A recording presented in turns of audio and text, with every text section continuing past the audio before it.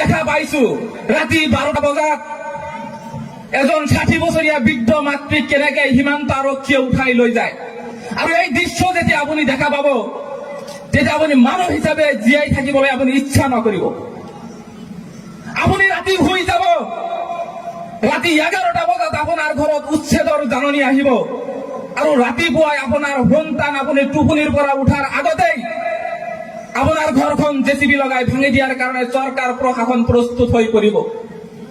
আৰু সেই পৰিৱেশ মই দেখা পাইছো। তেনেকুৱা নিশ্চয়কৈ তেনেকুৱা পৰিৱেশ দেখাৰ পিছতো আমি আজিৰ দিনত সাধাৰণ মানুহৰ দৰে আমি হৈ থকা নাই। আমি এক প্ৰকাৰ শিলৰ মানুহ হৈ গৈছো, কাঠৰ মানুহ হৈ গৈছো। এইবাৰ ধলপুৰত যি ধৰণে উচ্ছেদ হল আপোনালোকে নিশ্চয় গম পাইছে। ৰাতি 11, মই একদম প্ৰেক্টিকেল কথা কৈছো, ৰাতি 11টা বজাত নোটিছ দিছে। ৰাতি 7টা বজাত সৰু সৰু ল'ৰা ছোৱালী টোপনিৰ পৰা উঠাৰ আগতে জেচিবি লগাই দিছে। ইয়াৰ আগতে উচ্ছেদ হৈছিলে ফুৰাতুলি 2016 চনত। ৰাতি নোটিছ দিছে, ৰাতিপুৱাই তেওঁলোকে ভাবিছে যে আমি ভাতকেইটা ৰান্ধি বাঢ়ি খাই বৈ লওঁ। তেওঁলোকে ভাত ৰান্ধি আছে, ভাত হ'ব, তৰকাৰী হ'ব, সেই সময়ত চুলাত গৈ পেলাই জেচিবি লগাই দিছে, ভাত পেলাই দিছে, চব্জি পেলাই দিছে। এনেকুৱা দৃশ্য যেতিয়া আপুনি দেখিব তেতিয়া আপুনি ইচ্ছা নকৰিব এইখন সমাজত জীয়াই থাকক। কিন্তু এই অত্যাচাৰ, এই অপমান আমাৰ লগত কিয় কৰা হয়? মোৰ প্ৰশ্ন হল সেইটো। আজি নৱীযোগ কমিটি নাগৰিকে কৈ গৈছিল আপোনালোকে প্ৰশ্ন কৰা শিকক। মোৰ প্ৰশ্ন সেইটো, এই অন্যায় অত্যাচাৰ আমাৰ লগত আৰু কিমান দিন চলিব? এইখন দেশৰ স্বাধীনতা সংগ্ৰামত আমাৰ পূৰ্বপুৰুষসকলে তেজ দিছে। অসমৰ সমাজ জীৱনত যেতিয়াই বিপদ আহে, ভাষাৰ ক্ষেত্ৰতেই হওক, নাগৰিকত্বৰ ক্ষেত্ৰতেই হওক, অসমৰ সম্পদৰ ক্ষেত্ৰতেই হওক, প্ৰত্যেকটোবাৰ এইটো সম্প্ৰদায়ৰ মানুহে শ্বহীদী বৰণ কৰে, আন্দোলন কৰে, অসমৰ অধিকাৰৰ কাৰণে মাত মাতে। তাৰপিছতো এই সম্প্ৰদায়ক টাৰ্গেট কৰি ইমান অত্যাচাৰ কিয়, ইমান অশালীন ব্যৱহাৰ কিয়, আমাক কিয় দ্বিতীয় শ্ৰেণীৰ নাগৰিক বুলি গণ্য কৰা হয়? এই সমস্ত প্ৰশ্নৰ মোকাবিলা এবিএমচিয়ে কৰিব লাগিব, এবিএমচিৰ দৰে ছাত্ৰ সংগঠনবোৰে কৰিব লাগিব।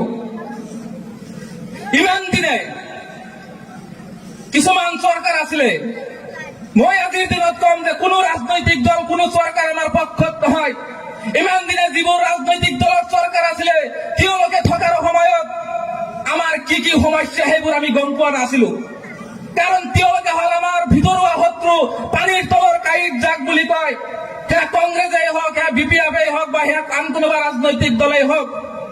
কিন্তু বিজেপি অহাৰ পিছত আমি গম পালো যে আমাৰ সমস্যা ক'ত ক'ত, আমাৰ দুৰ্বলতা ক'ত ক'ত, আমাক ক'ত ক'ত এটাক কৰিব পাৰে।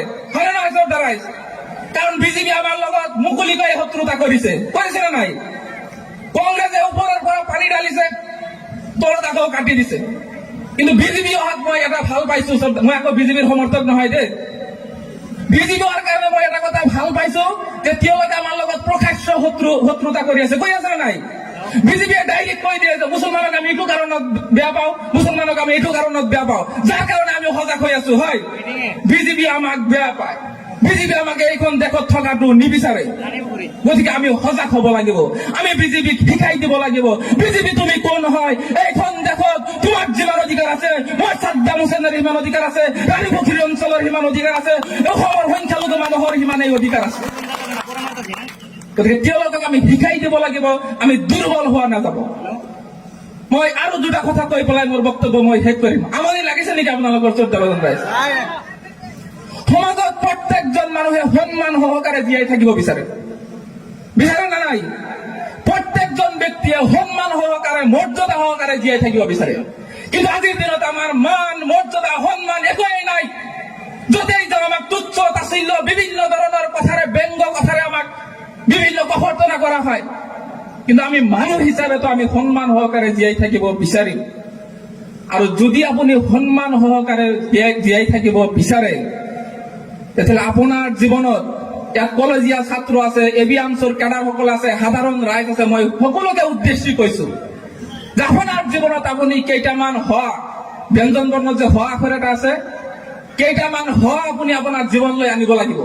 তাৰ শেষৰ হোৱাটো হল সন্মান সহকাৰে আমি জীয়াই থাকিব বিচাৰো।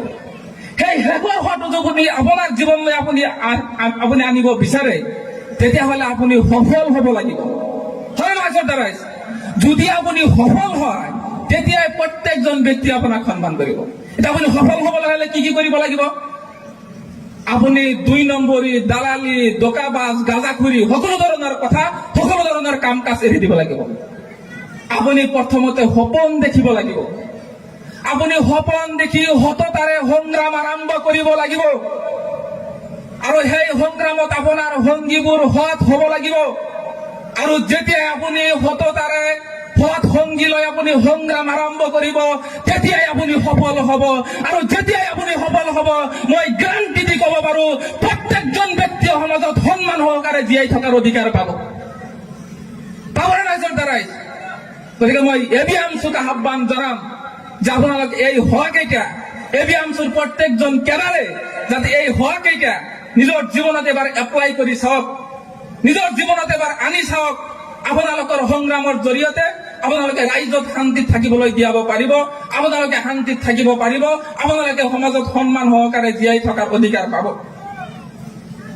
শ্ৰদ্ধাভাজন ৰাইজ, এইটো মই যে সন্ত্ৰাসবাদীৰ কথা ক'লো, এতিয়াতো আমাক ইমান দিনে কি বনাই আছিলে? ইমান দিনে মিয়া মিয়া মিয়া কৈ আছিলে, বাংলাদেশী কৈ আছিলে। মই আজি এটা কথা আপোনালোকে স্পষ্টকৈ কৈ যাব বিচাৰিছো। আমি কিছুমান কৈ থাকো নহয়, ইভেন কি আমাৰ নিজৰ বুদ্ধিজীৱীসকলৰ মাজতো এইটো সম্প্ৰদায়ৰ, মুছলমান সম্প্ৰদায়ৰ, মিয়া সম্প্ৰদায়ৰ কিছুমান বুদ্ধিজীৱী লেখক আছে যিসকলে সদায় পেপাৰত লিখি থাকে পূৰ্ববংগীয় মুছলমান। আৰে আমি কিহত পূৰ্ববংগীয় মুছলমান? পূৰ্ববংগীয় মুছলমান হয় নেকি? আমি ভাৰতীয় মূলৰ মুছলমান। আমি কেতিয়াও পূৰ্ববংগৰ লগত আছিলো আৰু আমি পূৰ্ববংগীয় মুছলমান নহয়। ভাৰত বিভাজন হোৱাৰ আগতে, বাংলাদেশ সৃষ্টি হোৱাৰ আগতে, পাকিস্তান সৃষ্টি হোৱাৰ আগতে আমি এইখন অসমত আছিলো, আমি এইখন ভাৰতত আছিলো। সেই সূত্ৰে আমি সম্পূৰ্ণৰূপে ভাৰতীয় মূলৰ মুছলমান। আমি কোনো ধৰণৰ পূৰ্ববংগীয় মুছলমান নহয়, কোনো ধৰণৰ বাংলাদেশী মুছলমান নহয়, কোনো ধৰণৰ পাকিস্তানী মুছলমান নহয়। এই কথাটো আপোনালোকে স্পষ্টকৈ কৈ দিব যিসকলে আপোনালোকক পূৰ্ববংগীয় মুছলমান বুলি সম্বোধন কৰে। শ্ৰদ্ধা ৰাইজ, এই কথাবিলাক যিসকলে আমি সামাজিক জীৱনত আছো, আমি সংগঠন কৰি আছো, তেখেতসকলে প্ৰথমত আমি ক্লিয়াৰ হ'ব লাগিব। আমি স্পষ্ট হ'ব লাগিব যে মই কোন। আৰে মই কোন এই কথা হিমন্ত বিশ্ব শৰ্মা ক'ব নেকি? মই কোন এই কথা সৰ্বানন্দ সোণোৱালে ক'ব নেকি? মই কোন এই কথা উজ্জ্বল ভট্টাচাৰ্য ডাঙৰীয়াই ক'ব নেকি? মই কোন পিতৃৰ সন্তান, কোন দেশত জন্ম লৈছো, এই কথা মই নিজে ক'ব লাগিব, হয় নাই শ্ৰদ্ধা ৰাইজ? এতিয়াও কিছুমানে কৈছে যে আপোনালোকে ভাৰতীয় নহয়, আপোনালোকে উমক, আপোনালোকে তুমক। আৰে তুমি কোন হে মোক সেইবোৰ কথা ক'বলৈ? গতিকে মই আহ্বান জনাম বিশেষকৈ এবিএমচুৰ কেডাৰসকলক যে মই আকৌ কৈছো আপোনালোকৰ প্ৰতি আমাৰ সংহতি আছে, চলিডাৰিটি আছে, সদায় সহযোগ পাব, সদায় সমৰ্থন পাব। কিন্তু আপোনালোকে নিজৰ লক্ষ্যৰ প্ৰতি, নিজৰ উদ্দেশ্যৰ প্ৰতি আগতে ক্লিয়াৰ হৈ লওক, আপোনালোকে সজাগ হৈ লওক যে আমি কোনটো ৰাস্তাত আগবাঢ়ি যাম, আমি কেনেকে আমাৰ সংগ্ৰামটো সফল কৰিব পাৰিম। মই অদূৰ ডাঙৰীয়াৰ লগত আৰু এটা কথা আলোচনা কৰি আহিছো, সেই কথাটো মই কৈ মোৰ বক্তব্য শেষ কৰিম। আমিতো এদিন সফল হমেই, আমি এইখন অসমত এদিন সফল হমেই। কাৰণ ইতিহাস সাক্ষী বিশ্বৰ ভিতৰত যিটো জাতিৰ ওপৰত, যি সম্প্ৰদায়ৰ ওপৰত বেছিকে অত্যাচাৰ কৰিছে, বেছিকে অত্যাচাৰিত হৈছে, সেই সম্প্ৰদায়, সেই জাতিটোৱে এটা সময়ত বিশ্বত শাসন কৰিছে, বিশ্বৰ বুকত দপদপাই আছে। গতিকে আমাৰ ওপৰত যি অত্যাচাৰ কৰি থকা হৈ আছে, আমি এদিন অসমত সফলভাৱে জীয়াই থাকিম।